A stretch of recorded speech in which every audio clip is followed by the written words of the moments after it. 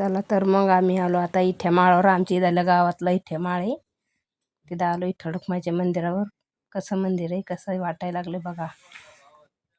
ऐरनाथ आहे पण इतकी भारी जत्रा आहे भरती तिथं. मग आलो आम्ही जत्रामध्ये.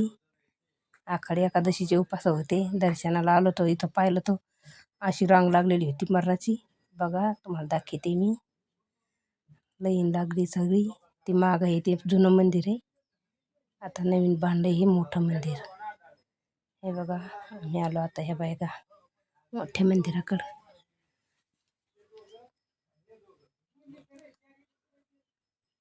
हे माझा छोटा मुलगा आहे.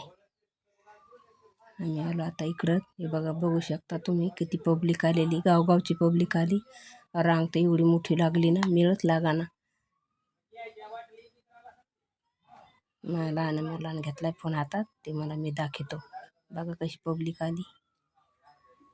छान आली असली तर कमेंटमध्ये जरूर सांगा की कशी पब्लिक आली म्हणून. तिथून चालू तर आम्ही मंदिराच्या पुढं तिकडं तुम्हाला रांग दाखवायसाठी. एवढी लांब रांग आलेली होती. बघा पंढरपूरमधल्यावानीच रांगा लागल्या होत्या. पंढरपूरच ह्यात आहे आमच्या गावातलं छोटं पंढरपूर. गावगावची पब्लिक आलेली होती.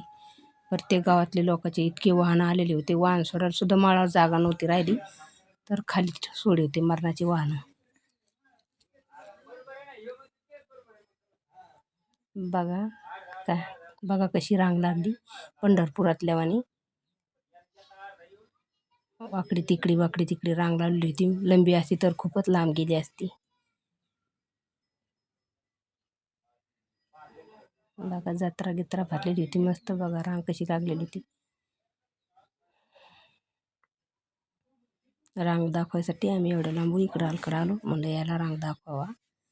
हे बघा कशी जत्रा भरलेली. दुकानं हे मस्त आलेली होती.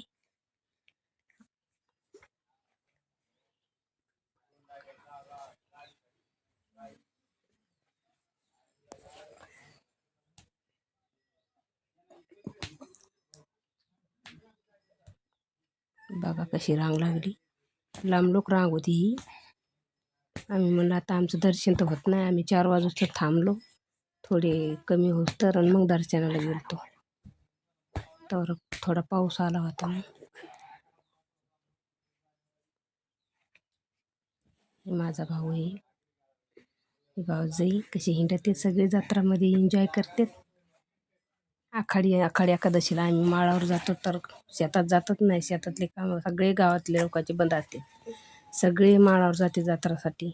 गावगावची पब्लिक येते. बघा कशी जत्रा भरली. छान भरली का नाही कमेंटमध्ये जरूर सांगा. कोणाकोणाला ब्लॉग आवडा असला तर कमेंटमध्ये जरूर सांगा. आम्ही नवीन ब्लॉग काढाय म्हणलं पहिलं देवाकडंच काढत चाललो आता आम्ही घराकडं. हे बघा वातावरण किती छान आहे इकडं. सगळं हिरवं वातावरण एवढं भारी वाटू लागलं. पुन्हा डोंगरावर मंदिर असल्यामुळे तर खूपच छान वाटू लागलं. आता निघालो तर आम्ही घराकडं. वर गाडी पार्किंग करायला जागा नव्हती म्हणून आमची गाडी आम्ही खाली ठेवली होती.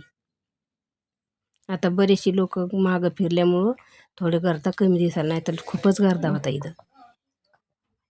चाललो आता आम्ही माघारी. बघू शकता तुम्ही पुढे गेल्यावर आम्ही दाखवते किती उंच माळ इथं.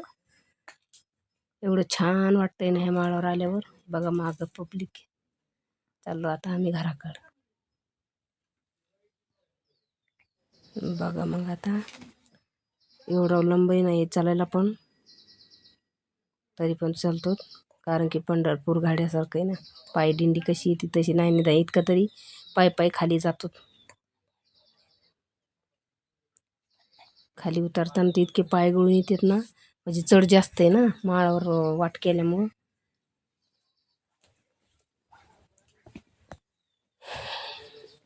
एवढा भारी वाटतंय ना देवाला आल्यावर.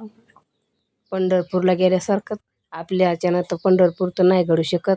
कारण की संसारात याच्यात माग रक्त असतंय.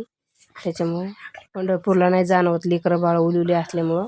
पण हे आम्हाला पंढरपूरच असल्यासारखं आहे. छोटं पंढरपूरच आहे आमच्यावलं हे. बघू शकता माझा मुलगा आहे पुढे चाललाय ते घराच्या साईडला. बघा आपण आलेलो होतो.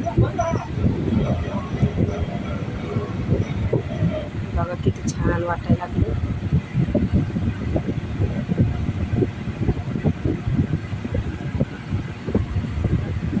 आभाळ आलेलं तिथे एवढं भारी वाटू लागलं डोंगरावर. खाली उतरताना तर पण खूपच छान मस्त वाटू लागलं. हे बघा डोंगराच्या खाली शेत गीत आहेत लोकांचे. काही लोक राहायला पण गेलेले त्या कडीला.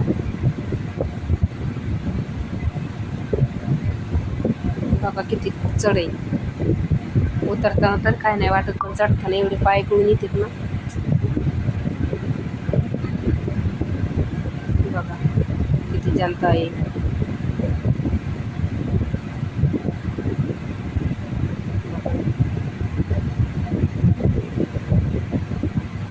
एवढं भारी वाटेवर वाटतंय ना येताना. आज तर जाणवत नाही, पण आखाडीच्या निमतानं माळावर जाणवत आहे. आमच्याच गावात आहे, पण आमचं जाणवत नाही शेतीवाडीचे कामं असल्यामुळे. पण वर्षातून एकदा दोनदा कमायला पण जातो आम्ही आखाडीला. पुन्हा सक्रातीला वांद्याला इथं. एवढं भारी वाटेवर वाटू लागलं, असं वाटू लागलं माळावर खाली येऊच नाही. बघा किती छान वाटायले. कमेंटमध्ये सांगा बरं का कसा ब्लॉग आलाय तर. कोणी कोणी उपास धरले होते ते पण कमेंटमध्ये सांगा. आम्ही बी धरले होते उपास, तुम्ही धरले का नाही तर कमेंटमध्ये जरूर सांगा. कसा ब्लॉग आलाय कसा नाही तर कमेंटमध्येच कळतंय की आमचा ब्लॉग तुम्हाला आवडाय का नाही आवडत. आवड असलं तर शेअर करा, कमेंट करा, लाईक करा, सबस्क्राईब करा.